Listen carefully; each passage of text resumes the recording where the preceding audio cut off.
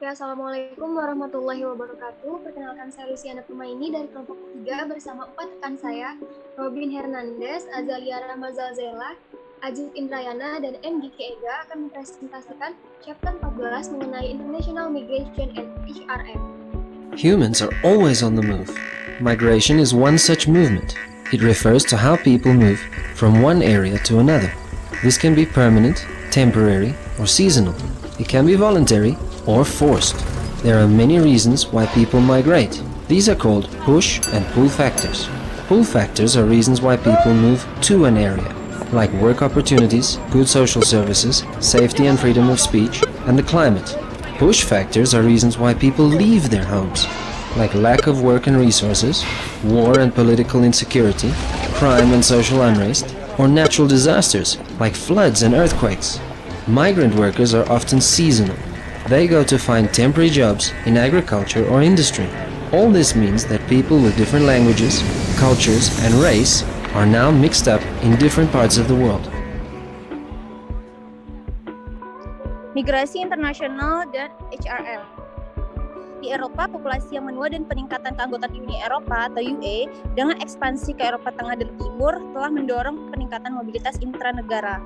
Warga negara UE memiliki hak untuk pindah dan tinggal dengan bebas di negara anggota lain, dan faktor terkuat dalam berpindah dari satu negara UE ke negara lain adalah karena alasan pekerjaan. Perluasan UE pada tahun 2004 dan 2008 mendorong arus warga Polandia dan Baltik untuk pindah ke Inggris Raya dan Irlandia, dan warga Rumania dan Bulgaria mengalir ke Spanyol dan Italia. Negara sangat penting untuk mengatur dan memfasilitasi migrasi tenaga kerja, membentuk kembali aturan imigrasi untuk membantu meningkatkan daya saing nasional dan untuk menutup kesenjangan keterampilan. Bagi majikan, migran memainkan peran penting dalam mengatasi kekurangan tenaga kerja, terutama di sektor-sektor seperti konstruksi, pertanian, perhotelan, teknologi informasi, dan perawatan kesehatan. Migrasi internasional, dimensi dan tren. Istilah migran digunakan secara luas tetapi memiliki arti yang berbeda dan dapat diukur dengan cara yang berbeda. Di beberapa negara seperti Amerika Serikat, Kanada, dan Australia, data tentang imigran didasarkan terutama pada kriteria seseorang yang lahir di luar negeri, sementara di UE lebih menekankan pada orang yang berkebangsaan asing. Kriteria ini menghasilkan data yang berbeda, dan banyak negara sekarang memberikan angka untuk kelahiran asing dan warga negara asing. Ada perbedaan penting antara arus dan stok. Angka arus memberikan data tentang tren arus masuk dan arus keluar dengan keseimbangan yang dikenal sebagai migrasi bersih, sedangkan stok migran di suatu negara pada titik waktu tertentu menunjukkan dampak jangka panjang migran dalam populasi tertentu. Selanjutnya akan dilanjutkan dengan rekan saya.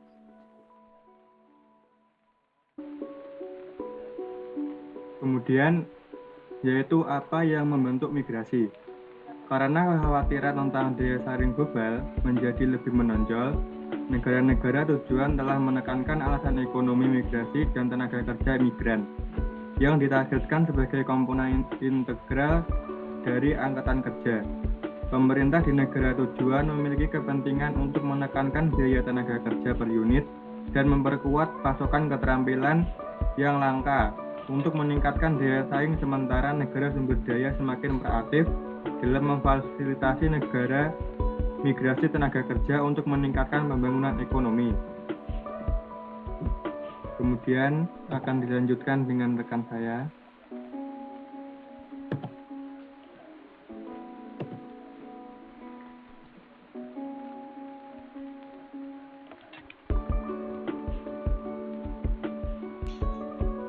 Baik, yang selanjutnya yaitu mengenai dampak migrasi. Dampak migrasi dalam kaitannya terhadap Human Resource Management yaitu ada dua. Yang pertama upah dan pekerja, dan selanjutnya implikasi SDM. Next.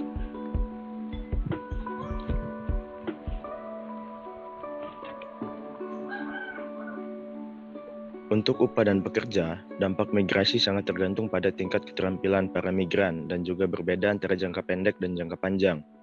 Asumsi umum adalah bahwa imigrasi dengan meningkatkan penawaran tenaga kerja dan menggantikan pekerja yang ada, dengan asumsi tidak ada perubahan dalam permintaan tenaga kerja, akan berdampak negatif pada tingkat upah dalam jangka pendek sampai faktor penawaran dan permintaan membawa upah kembali ke keseimbangan. Tetapi bahkan dalam versi operasi pasar tenaga kerja yang disederhanakan, hubungan antara imigrasi dan upah tidak langsung karena upah bergantung pada ketersediaan modal, imigrasi, dan juga tenaga kerja. Oleh karena itu, sebagian besar perhatian difokuskan pada sejauh mana keterampilan para migran dipandang sebagai pelengkap atau pengganti keterampilan yang dimiliki oleh penduduk. Jika keterampilan para migran melengkapi pekerja yang ada, tentunya produktivitas dan selanjutnya upah dapat diharapkan meningkat. Begitu juga dengan sebaliknya, apabila semakin dekat keterampilan migran mirip dengan tenaga kerja asli yang ada di suatu wilayah, maka semakin besar kemungkinan efek upah negatif yang dihasilkan dari persaingan pasar tenaga kerja. Pekerja tetap yang memiliki keterampilan yang paling mirip dengan pekerja migran baru kemungkinan besar akan kalah. Selanjutnya, dampak yang kedua adalah implikasi SDM. Pada implikasi SDM, pengusaha dipandang sebagai salah satu penerimaan manfaat utama dan pendukung utama kebijakan imigrasi terbuka. Majikan selalu memanfaatkan tenaga kerja migran untuk mengatasi kekurangan tenaga kerja, mengandalkan mereka untuk mengisi pekerjaan di sektor upah rendah seperti pertanian, konstruksi, perhotelan, pekerjaan perawat, dan pengolahan makan, serta sebagainya.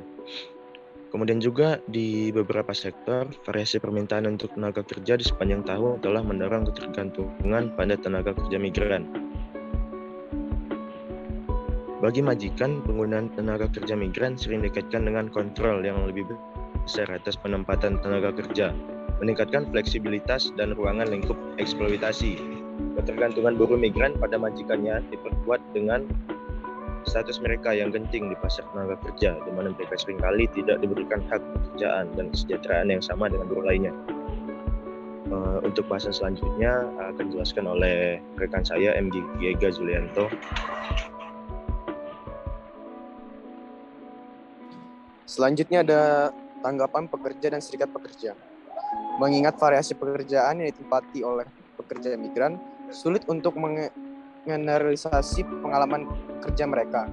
3 faktor memiliki pengaruh penting pada pengalaman kerja mereka, yaitu ketidaktahuan mereka tentang pasar tenaga kerja dan hak-hak kerja, meningkatkan ketenaran dan pasar tenaga kerja. Selanjutnya, sejauh mana para migran dilindungi oleh undang-undang ketenaga kerjaan. Dan terakhir, saluran rekrutmen yang digunakan dalam memperkerjakan migran. Next. Serikat pekerja.